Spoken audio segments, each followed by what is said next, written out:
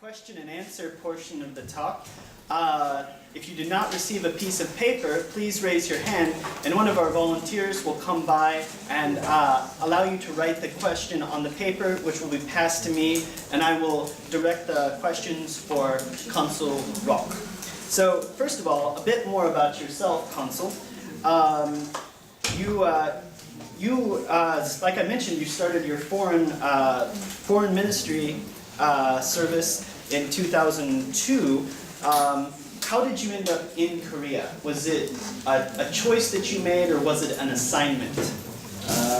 It wasn't a choice, actually. We are selected to go abroad, and then we make rough choices. For example, I would like to go to Asia, I would like to go to Cambodia or Vietnam, but you can be asked to be sent to Korea. So Korea was not my pick. I didn't know anything about Korea before I came here, apart from Samsung. So that was my next question, your prior knowledge. Did you have any prior interest in Korea?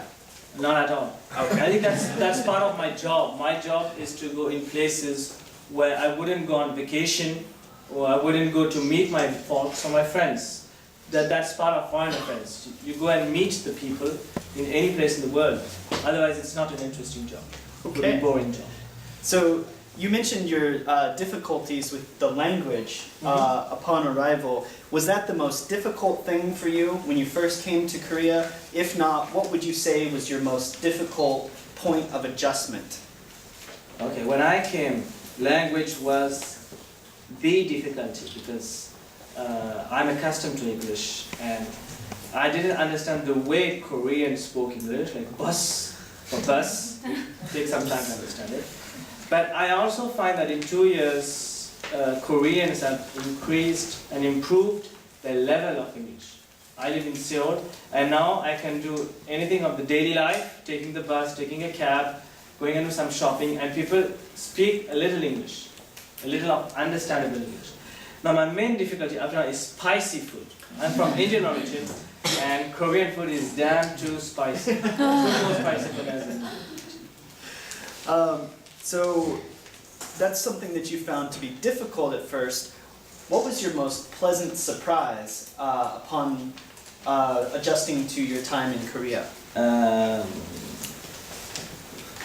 No, that's interesting. I would say two things. The first thing is the beauty of the hills and the mountains. I mean, there's a lot of hiking to be done in Korea, and it's very enjoyable to go to Soraksan or Bukhansan. It's wonderful. I live in Seoul, and being able to go to Bukhansan, which is half an hour away from my home, it's really impressive. And the thing that surprised me positively the most about Koreans is their good heart. They may seem to be difficult at times, but they have a good heart, and they try to help the foreigners, apart from what people say. Now, with only 3,000 French people living in Korea, are you surprised at the attraction of French culture that seems to appeal to Koreans? No, because we have a density of artistic language and historical culture that attracts everywhere in the world. But I would like Koreans to discover more about France, not only the major places and the major museums, but the complexity and the richness of French culture. And you talked about your responsibilities to the French citizens that you serve here in Korea. What's the most common request that you have from constituents non-visa related? Passports. Passports. They all want passports. And birth certificates. You mentioned that your #1 responsibility is the security of your citizens. Are there any particular threats to the security of French citizens here in Korea? No. Okay. Short answer. Apart from Itaewon, Saturday night.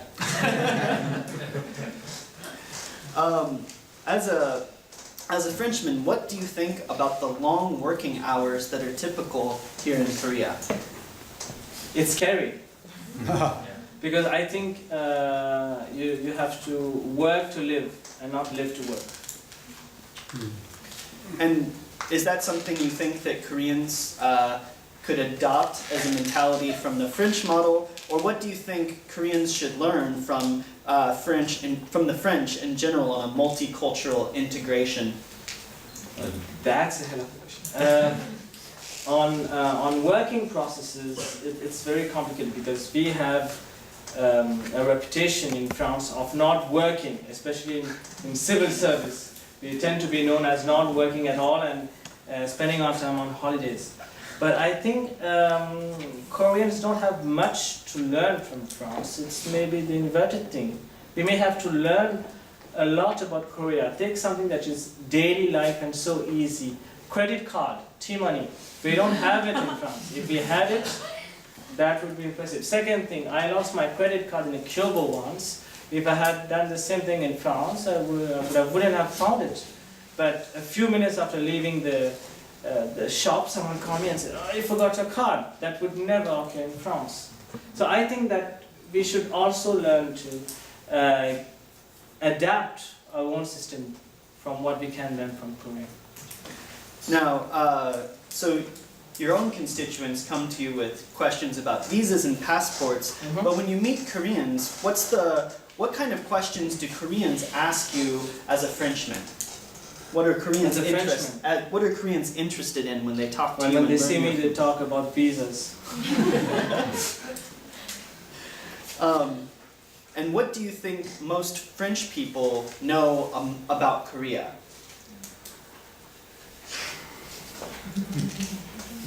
Interesting. Korean women. They know a lot about Korean women. You don't imagine the number of couples that come to my desk and say, "We would like to get married." "You're married to a Korean woman?" "Yes." "How did you meet her?" "I met her in France." "But she's Korean." "Yes, she was learning French." So it's, apart from this funny joke, I think that French people are trying to get more interested in Korean history and Korean art. One thing that is, I do a lot of work towards students because we have something like 1,000 students, French students in Korea. Most of them are not registered. And when I talk with them, they are all nuts about temple stay. That's the thing they know about Korea. They have all done a temple stay and they find it fascinating. Okay. We talked a little bit before your speech about your opinion of Paris Baguette, but could you share some of your thoughts about Paris Baguette and places like Tous les Jours here in Korea, and maybe what's the most authentically French thing you've found food-wise here in Korea? Plainly speaking and personally speaking, I don't think that Tous les Jours or Paris Baguette can be worth of a real French bakery. Apart from that, I recommend you, it's in Seoul, it's a small bakery owned by Koreans, and the bread and the croissant are baked by Koreans. It's called Paul and Paulina. It is next to, recommended. It's next to Hongdae University, and it's one of the best croissant I've ever eaten in Korea. Really, truly speaking. Someone else would like you to recommend a good, cheap French wine that you could get here. Okay, so you can find a bottle of Luberon, which is red wine, 2010 for 10,000 won at Lotte Markt. And at Imate, I don't know because I do my shopping at Lotte Markt. And is there anything, what is the one thing that you miss about your home country the most? My fiancée. That's what I thought you would say. Good answer. In your opinion, in the 21st century, what are the symbols of France? Tour Eiffel? I'd say baguette, Tour Eiffel, paintings, museums. But that's a prospect. We must work on it because we are a people of innovators, and people don't talk much about our innovation. But yeah, above all, la baguette. Okay. And this next question will be the final question today. If you didn't have your question answered, please feel free to approach the consul in person in his limited time that he has here in Gwangju, and I'm sure he'd be happy to answer your questions for you. So, Consul Rocke, how would you evaluate President Park's French speech that she did while she was in France? Everybody talks about it. Everybody has seen the YouTube video. I would like to speak Korean as President Park spoke French during her speech in MEDEF because it's truly impressive. The ambassador spoke about it because he attended that speech and he was flabbergasted at see how easy speaking she was in French. So I would like to speak Korean like President Park is speaking French, but that's a challenge. Okay. Well, Consul Rocke, thank you for taking the time to answer the audience's questions. Let's give him another round of applause for answering our questions.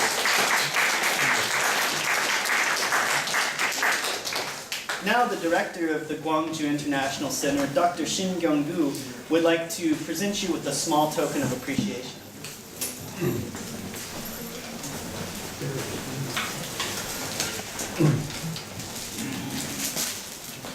In fact, France has been one of the most fascinating countries to Koreans traditionally. And then, as you mentioned, I do not remember the priest name in French, but in Korean, his name is Jumunmo. And then he became a martyr here. So French presence here is strong not only in secular area, but also in religious area.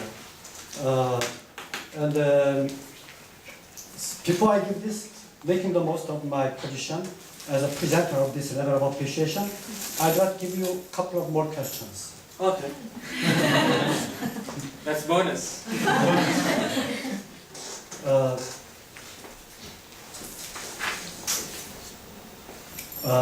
I briefly told you before the talk, next May, we are going to have a concert. Every May we have a concert. Next May, we are going to present people's song in our May concert, including the people's song in 1980s of Korea. So I consider La Marseillaise is a kind of people's song. You sang it in your revolution time. Dressed the revolution time. Yeah. Okay. So I asked you to be present in our May concert. And I confirm my presence. So in the presence of our public. And I will sing, but not as bad. So you have to send some singers. Okay. That's good. So you said okay. Indeed. And then another question.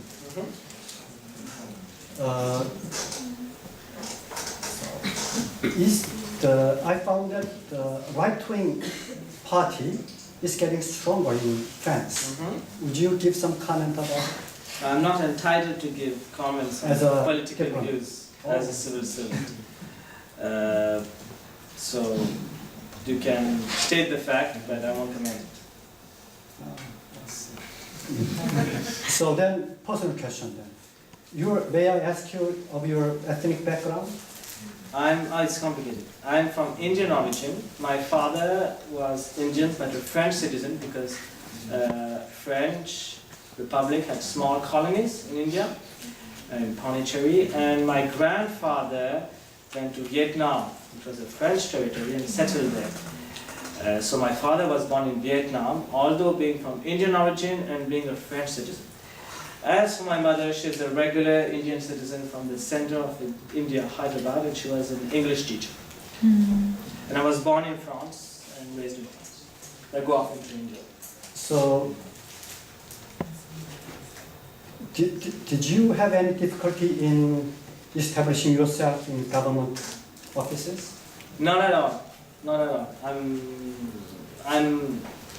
I'm really thankful to French Republic because I come from a very simple background, and being able to exert this function is also because of the school system and the trust my family and the teachers had in the potential I may have.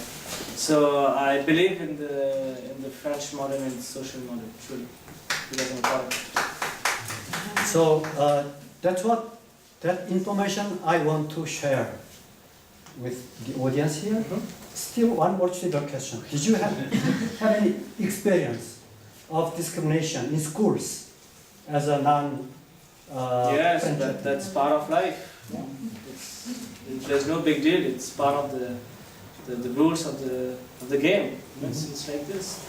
But the most discriminating fact was during the literary studies, because I was from foreign origin in a class full of girls, and that's really disturbing because people don't understand. You look like an Indian, you should be doing engineering or maths, you're studying literature. That's not the thing. But yeah, that's part of life, you know. I mean, you change the world. Gandhi said once, "Let us be the change we want to see in the world." So I don't like people criticizing, discriminating. If you want to change things, do things yourself and show to the people that you can come up to any position because you're talented, not just because you're black, white. So you consider that kind of experience only personal, not systematic? It's always a personal experience. Yeah, personal. Yes. Systematically, very fair. It's complicated. Thank you very much for your willingness to answer to that kind of Thank you for questions. your welcome. So,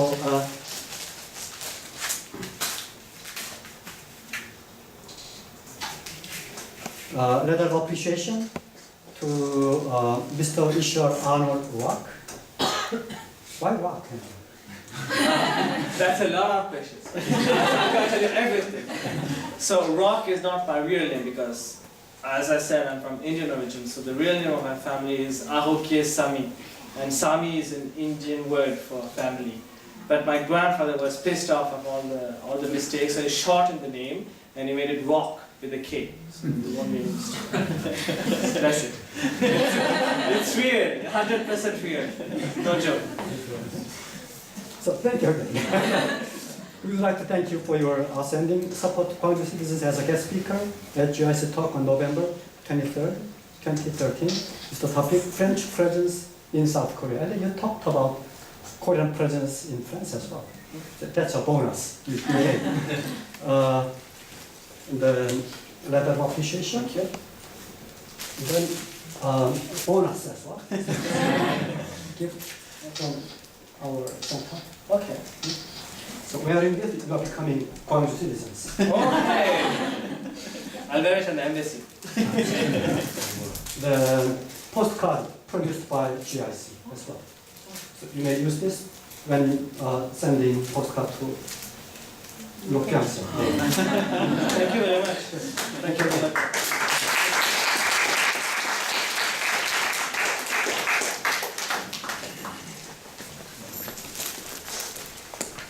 Okay, thank you again to everyone, both the speaker for taking the time to share with us, and all of you in the audience for taking the time to welcome such a distinguished visitor to our city and this international center that we're all so proud of. I hope you all learned a little bit more about relations between France and Korea and the Francophone foreigners who come here to visit, study, or make their lives. Please join us next week when speaker Hamisi Tindwa will tell us about his native Tanzania with his talk, Peaceful Cohabitation, Tanzania, a rare example in Central and East Africa. I would just like to mention that the GIC is involved in raising donations for relief for typhoon victims in the Philippines. There's a box in the as you exit today, and as you exit, if you're feeling generous, please do donate. One further note, there will be no stress and anxiety discussion group today following the talk. We hope the rest of your weekend is wonderful, and have a great week.